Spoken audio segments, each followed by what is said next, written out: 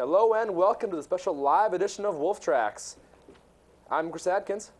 And I'm Amanda Kraftcheck. Just sit back for the next 30 minutes and check out what's going on in and around South Kitsap High School.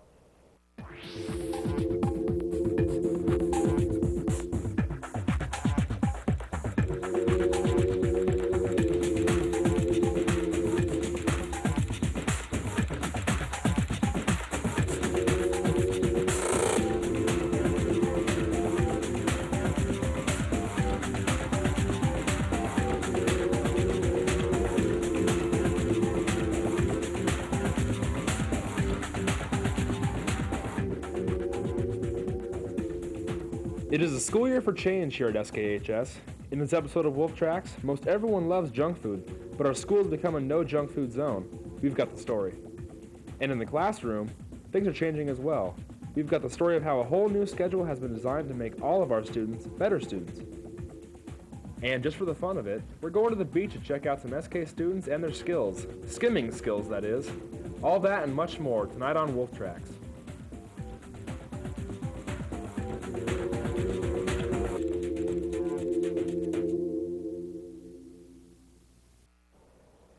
Across the country, education is facing new challenges. In our own state, the WASL and new graduation requirements are requiring some new strategies in education. Here at South, one of those strategies is working in our daily schedule. The schedule is designed to give students who may need extra help, extra time to work on their schoolwork. Travis Robertson has the story. South Kitsap High School has been going through some changes in the past couple years because there's too many students with failing grades.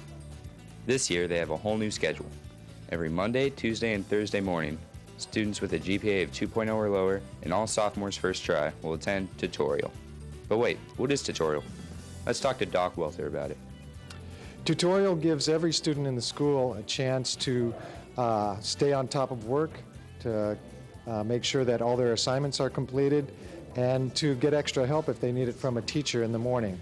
Rather than having students have to come after school, worry about transportation and other problems, we allow every student the chance to get this extra help that they might need to be successful in school. What do the students think of tutorial? I think tutorial is lame because you don't need it. It's like a waste of school time. I think tutorial is a good idea. I mean, I don't have to go, but if you ride the bus, it's a good chance to catch up on homework, and I love sleeping in, so that's a good thing. Obviously, there's mixed opinions. But what about Wednesday and Friday? Well, every Wednesday, teachers meet to collaborate on ideas so that all classes are on the same track with some sort of common assessment. While on Fridays, all students go to pack time. Now, pack time is a chance for students to work on their culminating project and their career pathway for their plans after high school. They can plan the classes they need to take and work on their portfolio, which, starting with sophomores this year, all students will present their senior year. A little confusing? Let's talk to Mr. Colombini. Now for PAC time, what we want to do in PAC is provide every student will be well known, both personally and academically, by at least one adult staff member in our school. We thought that that was really, really important for having such a large school. But most importantly, that every one of our students in our school will be prepared for whatever you take that you choose to do after graduation with a strong transcript, a career pathway, and a plan, and a comprehensive portfolio. Okay, now all this stuff sounds a little confusing, right? How are we going to fit into a schedule? Well, here it is. Mondays and Tuesdays are tutorial from 7:25 to 8:03. Wednesdays, collaboration from 7:25 to 8:03. Thursdays, tutorial again, same time. And on Friday, everyone goes to pack time from 7:25 to 8:03. All right. Now, I hope you are a little more informed on what's going on in the high school. Good luck to all students, and here's to a successful future. The new schedule gives students an incentive to do well in their classes. If they achieve a certain level of academic success, participating in tutorial is optional. And they also have a choice of coming to school 30 minutes later, 3 days a week. And now let's talk about an issue that has a lot of people concerned here in Kitsap County. You guessed it, the NASCAR. This past summer, an informational meeting was held here at the high school to talk about whether a NASCAR facility in Kitsap County would be a good thing or a bad thing. Here's Jacob Ehlert with the story. What started out as races between moonshine runners is now more popular than Major League Baseball. And this adrenaline junkie sport has targeted the Northwest. And the sport gets more and more popular as it goes on, and it brings in more and more cash brings lots of opportunity. The International Speedway Corporation, or ISC, would like to expand their horizons by bringing on a new NASCAR track to our very own Kitsap County, and are thinking very seriously about how and when.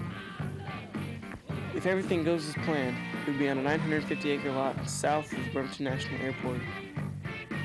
Geographically, this means you won't recognize the land it sits on, and the state is already creating new four-lane highway instead of the two that sits there now. But not everybody is too happy with this idea of a NASCAR track. It is not an area that it needs to be in. With the state as big as it is, there are many areas that are already built that can handle this type of infrastructure that needs the money. Everybody in the state is going to end up paying for this. It doesn't matter who or where you live, you're still going to end up paying for it. But on the other hand, some people are really excited. I think it's really good. It would be good for the county and everything else. In which ways? It would just bring more excitement to the area and hopefully bring more people. Economically, this could be really positive for our county. All property values around this 950 acres would be sky high. And its 1 mile oval track means lots of jobs to maintain the 18,000 seats and the fans in them. And 60% of those fans will be out-of-state residents, bringing with them more industries such as hotels, restaurants, recreation, etc.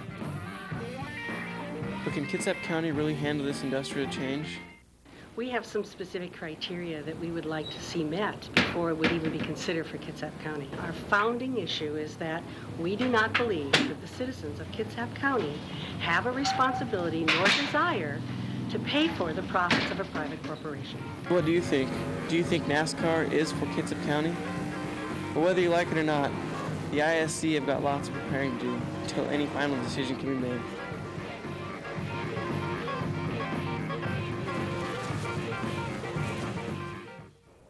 We haven't heard the last of this story. Keep an eye on what the legislature has to say about it later on this winter. Now let's turn attention to fall sports. You're probably familiar with the SK football team, right? They're having another strong season. But another fall sports team that is doing well, but is probably not as well known, is cross country. Here's Kenny Kemper with a look at the team and why they run. When most people think of cross country, they think of crazy kids who can run forever in short shorts, but they don't know any more than that. Today, we'll take a look inside the interesting world of cross country. Cross country is a team sport, so how do you determine which team wins a meet? The team that scores the least amount of points wins. The number of points each racer receives is equivalent to the place they finish in the race.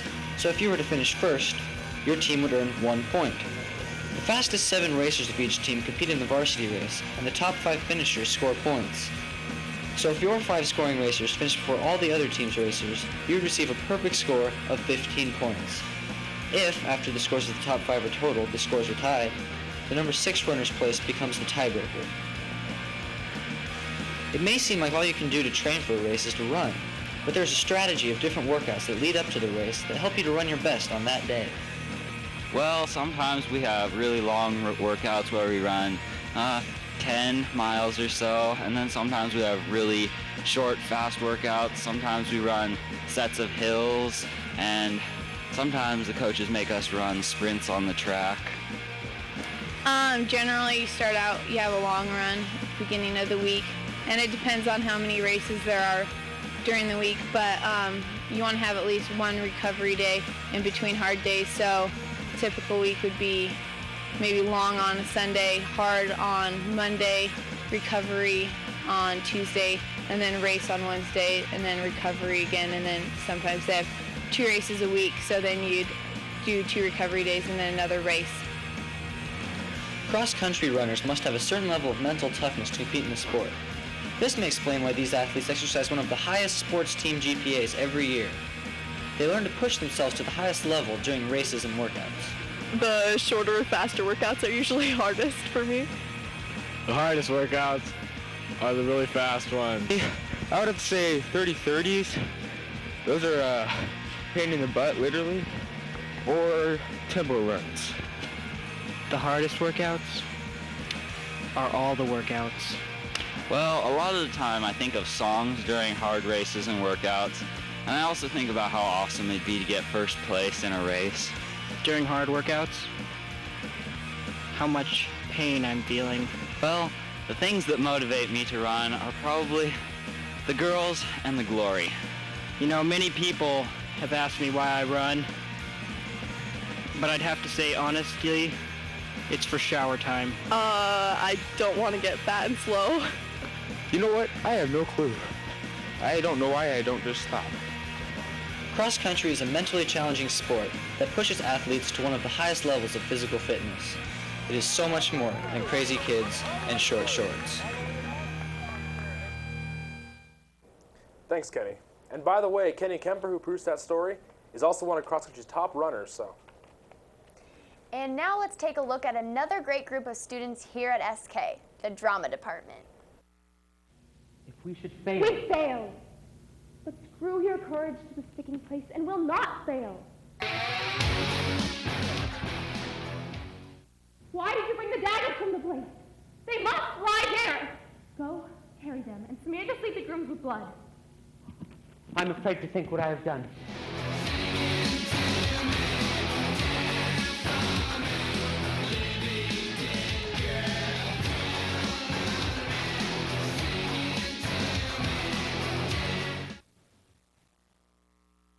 Looks good, guys. Come down to South here and get your tickets early. They're on sale down in the office. We just recently completed the homecoming festivities here at South. And every year, one of the most popular events is the traditional homecoming assembly. We thought you might like to sit on some of the highlights. For the land of the free and the home of the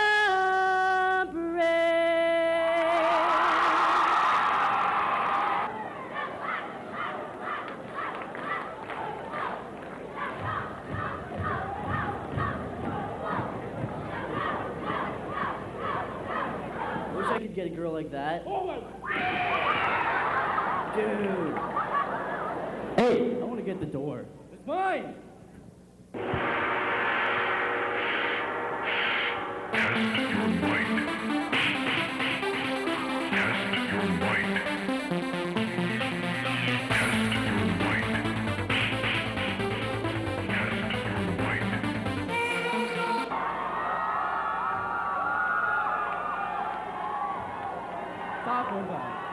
Sophomore class has 45 seconds to impress the judges.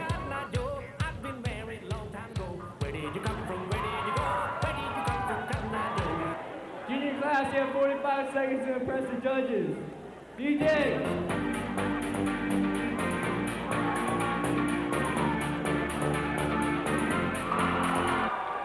Senior class, you have 45 seconds to impress the judges. DJ.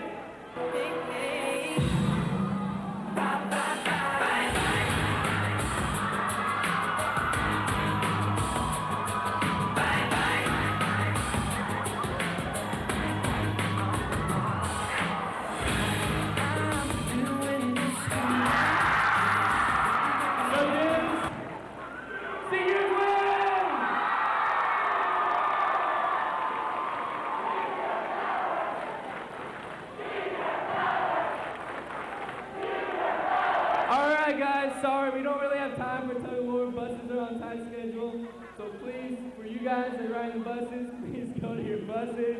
This side, can you guys exit that way? This side, can you guys exit that way? This guy, can you exit that way? This side. Thank you all for coming. Another part of the traditional homecoming ceremony is the crowning of the homecoming king and queen. Later on in the show, we'll take you to the coronation ceremony.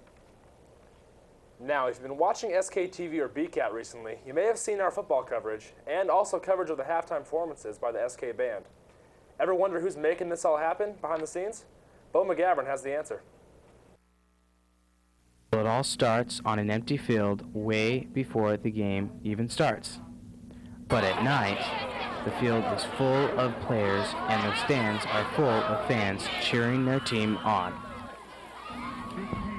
But this didn't just happen all of a sudden. It took lots and lots of time and effort.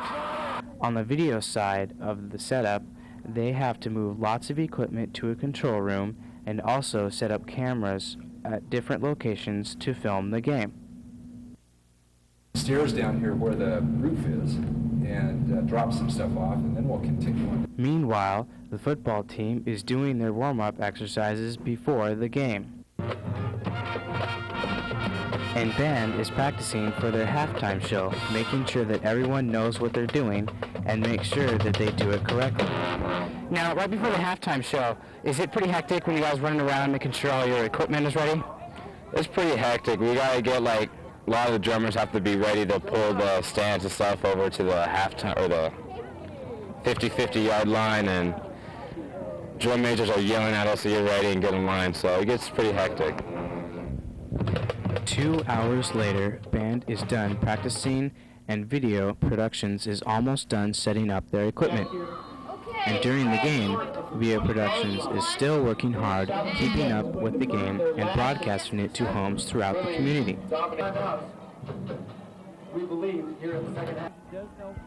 And of course, the football team is still playing their hardest on the field, and sometimes even amazing all the fans.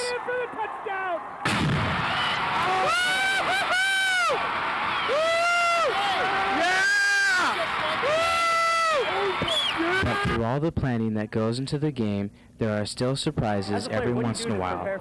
Like in this game, Willie Bloomquist, a professional baseball player for the Mariners, came to visit his hometown and watch the game. But wait, do you hear that? It sounds like, yes it is. The end of the game.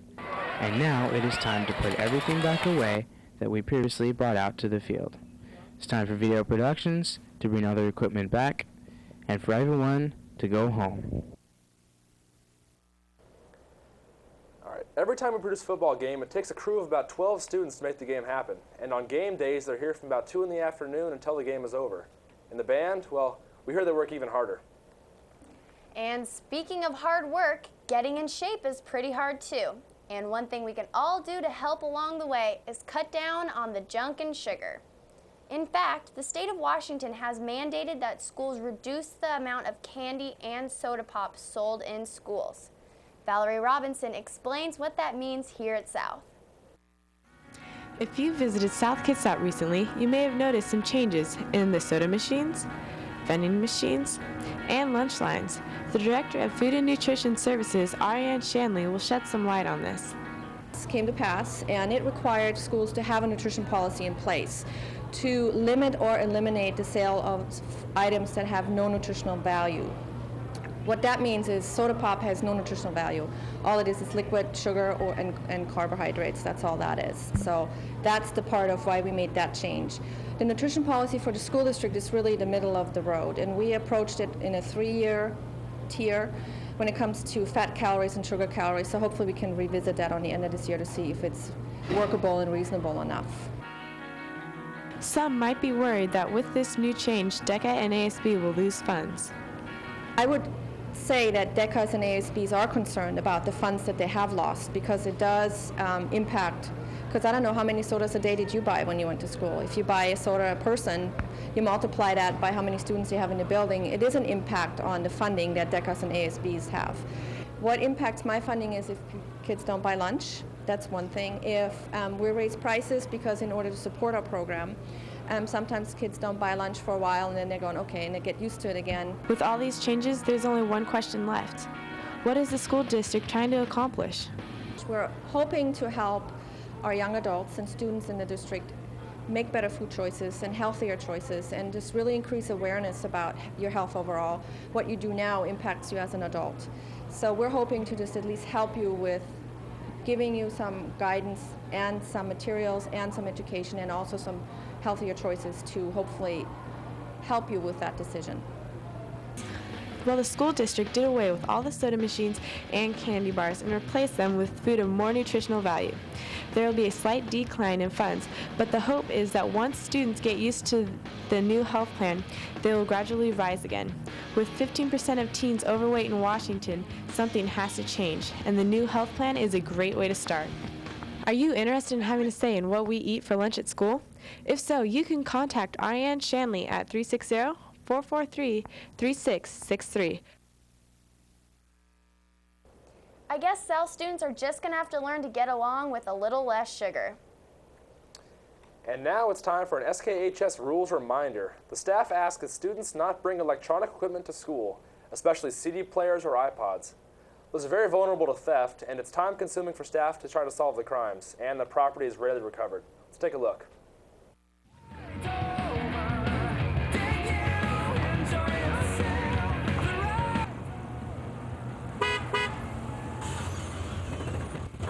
Hey, Jimmy, come here.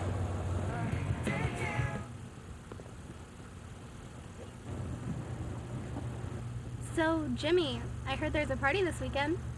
I heard that too. I guess I'll see you there. Yeah.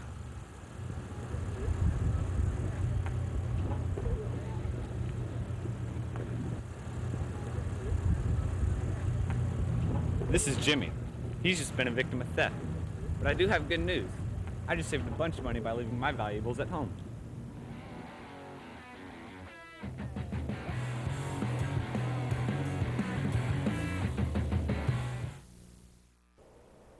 And now it's time for some fun in the sun, excuse me. For those lazy summer days, staying up late, sleeping in, and for some students, beach surfing, otherwise known as skimboarding.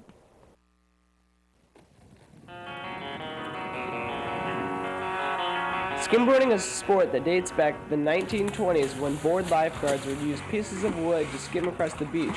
But today, skimboarding is one of the most high-tech water sports that has grown rapidly amongst the youth in our area, and some may wonder why. My dad's been doing it since he's about 15, and so I mainly just kind of went along with it and started doing it. I actually started out on like a little board that was about that big, just threw it together when we were in a garage. I started skimboarding when a friend took me once, and I got addicted. It was way fun, and just the feeling you get when you do it's amazing. Now, if I got you hooked, you may want to know where you could go skimboarding. My favorite place to go to is the ocean. You know, it's really flat, and it's just a fun place to ride because the waves will break and they'll just go up on the flat beach and they'll just stay there forever, so you can just ride it and spin forever. Learn new tricks. And then I've also skimboarded at Chambers Creek, where they have like jumps built. It's really fun to go off that, and they have rails. It's just good for building your skills. And Dash Point's great because you can just skimboard forever. The water's just right depth, and you can just get on it and just fly and do tricks for ever and keep going. You may go and be intimidated by some of the other riders, but here's a couple of tips on how to get started. I think any skimboarder should probably be able to do at least a shove it, and probably a good idea to at least be able to do a spin, because a lot of tricks are built off of spins. The really good people, you see them doing headstands. For instance, my brother can do headstands, and that's just what really gets some eyes over Chambers and Dash Point. People like to see that one. And you got something called a fire hydrant, where you put a hand down and a foot up, and you grab your foot and you can spin. So it's like the one-footed, one-handed type of spin, and it's really good. Even though skimboarding can be as complicated as rocket science, if you know the basics, you should grab a board and give it a try.